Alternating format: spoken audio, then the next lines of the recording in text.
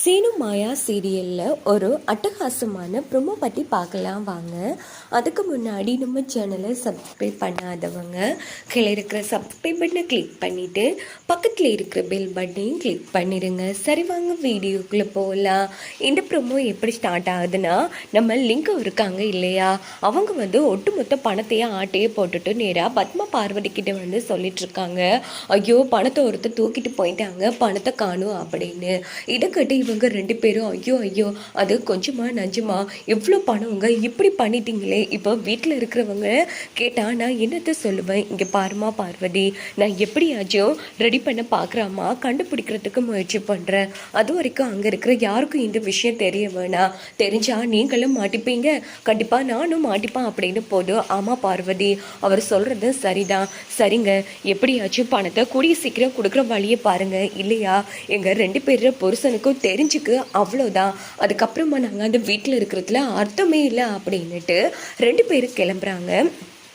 இவங்க ரெண்டு பேரும் திருன்னு முடிச்சுட்டு வராங்க. அப்படின்னு பார்த்து நம்ம சிவா இருக்காங்க இல்லையா, அவங்க நேராக பார்வதி, அன்னைக்கு நான் கொடுத்த இல்லை பணம், அந்த பணத்தை கூட அவசரமாக தேவைப்படுது அப்படின்னும் போது, என்னங்க திடீர்னு நீங்கள் பாட்டுக்கு வந்தீங்க, பணம் அதுன்னு கேட்டுட்ருக்கீங்க, அதெல்லாம் திடீர்னு கொடுக்க முடியாது, எதுக்காக பணம் வேணும், ஐயோ இப்போது கொடுக்குறியா இல்லையா, அது முக்கியமான பணம் பார்வதி அப்படின்னு போதும். ஐயோ இப்போ பணம் இல்லையே, நான் என்ன பண்ணுவான் அப்படின்னுட்டு பார்வதி திருன்னு முடிச்சுட்டு இருக்காங்க. பார்வதி, நம்ம செலவுக்கு தான் கேட்குறேன், அந்த பணத்தை கொடுத்தா தான் நம்ம எல்லாமே பண்ண முடியும், கொடு அப்படின்னு அவங்க தேவைக்கு கேட்டதும் உடனே பார்வதி தயங்குறாங்க. பார்வதி, அதான் காரணத்தை சொல்லி கேட்குறான்ல, ஓ புருஷனுக்கு கொடுக்கறதுக்குமா நீ தயங்குவ, பணத்தை கொடுமா அப்படின்னு சொல்லி இந்த பக்கம் பாட்டியும் சொல்லிட்டு இருக்காங்க.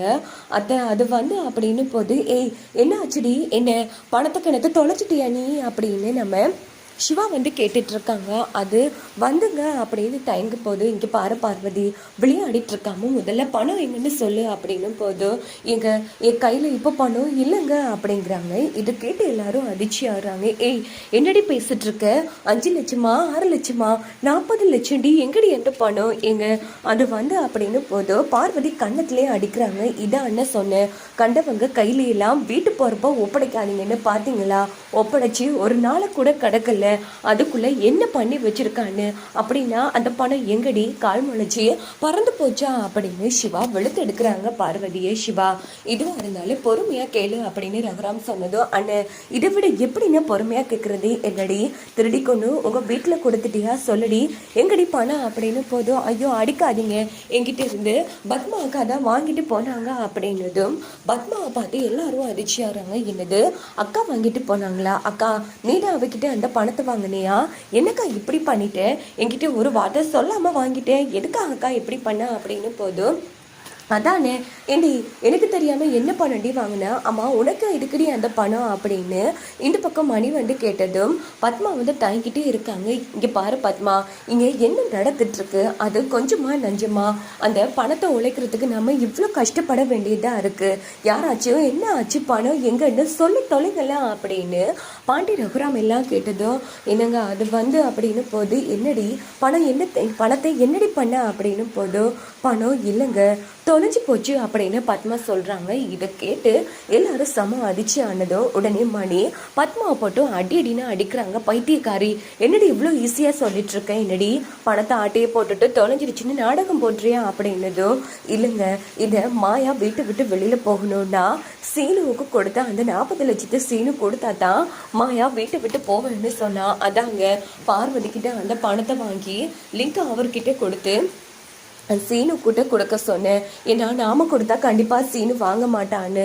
கடைசியில் சீனு சீனுட்ட பணத்தை கொடுக்கலான்னு போகும்போது லிங்கத்துக்கிட்ட இருந்த பணத்தை யாரோ திருடிட்டாங்கங்க அப்படின்னும் போது இதை கேட்டு எல்லாருமே இடிஞ்சு போய் நின்றுடுறாங்க. அட பாவிங்களா, 2 பேரும் கூட்டி சேர்ந்து நம்ம வீட்டு பணத்தை கொடுத்து அந்த சீனு கிட்ட கொடுத்து நம்ம சீனு மாயா வாழ்க்கையை பிரிக்க பார்த்ததும் இல்லாம சொந்த பணத்தையே திருடி இருக்கீங்களே மாப்பிள்ளை, இவங்க 2 பேரையும் நம்ம சும்மாவே விடக்கூடாது அப்படின்னுட்டு சிவா உள்ள போய் என்ன பண்றாங்கன்னா, நேரா போய் நம்ம ரகுராம் வளமே எடுக்கிற அந்த பொருள் எடுத்துட்டு வராங்க.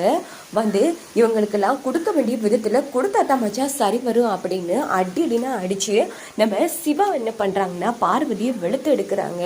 இந்த பக்கம் நம்ம மணி வந்து மாப்பிள்ளை எங்கிட்டையும் கொடுக்க என் பங்குக்கு நான் சேர்த்து கொடுக்குறேன் அப்படின்னுட்டு மணி வாங்கி நம்ம பத்மாவை போட்டு அந்த இடத்துல அடினா அடிக்கிறாங்க. ஸோ 2 பேரும் அந்த இடத்துல துடிச்சிட்டு இருக்காங்க. இன்னொரு பக்கம் ரகுராம் ஜானகிலாம் சரி சரி விடுங்க, நடந்தது நடந்து போச்சு. எனக்கு என்னமோ கண்டிப்பாக அந்த லிங்கம் பணத்தை தொலைச்ச மாதிரி தெரியல, ஒட்டுமொத்த பணத்தையும் ஆட்டையை போட்ட மாதிரி தான் இருக்குது அப்படின்னு போதும். ஆமாம்மா மாயா, அவனும் அவ்வளோ லேசுப்பட்டவன் கிடையாது, கண்டிப்பாக அவன் பணத்தை ஆட்டையே போட்டிப்பான், பணம் இல்லாமல் தானே அந்த புவனேஸ்வரி பின்னாடி வால் பிடிச்சிட்டு இருக்கான் அப்படின்னு மணி வந்து பேசிட்டு இருக்காங்க. இந்த பக்கம் நம்ம பத்மா வந்து அழுதுகிட்டே நேராக ரூமுக்குள்ளே போய் கதவை சாத்திக்கிறாங்க. அப்படின்னு பார்த்து சீனு வராங்க. சீனு வந்ததும் உடனே நம்ம பத்மா வந்து கதவை திறக்காமல் இருக்காங்க. அப்பா அம்மா அங்கப்பா அப்படின்னு போது இந்த மாயாவை வீட்டை விட்டு விரட்டுறதுக்காக சொந்த பணத்தையும் திருட கொடுத்துட்டு வந்திருக்காடா ஓ அம்மா, அதான் அடிச்சு போட்டு வச்சிருக்கான் அப்படின்னு போது என்னப்பா எப்படி பண்ணியிருக்கா அப்படின்னுட்டு மணி கதவை நம்ம சீனு போய் கதவை தட்டுறாங்க. ஆனால் மணி நம்ம பத்மா வந்து கதவை திறக்கிற மாதிரி இல்லை. இங்கே பார்த்தோன்னா அவங்க ஒரு தப்பான முடிவு எடுக்கிறாங்க. ஃபேனில் ஒரு சிலையை கட்டி அப்படின்னு பார்த்து ஒட்டுமொத்த பேர் கதவை உடைச்சு நம்ம பத்மா வந்து காப்பாற்றிடுறாங்க.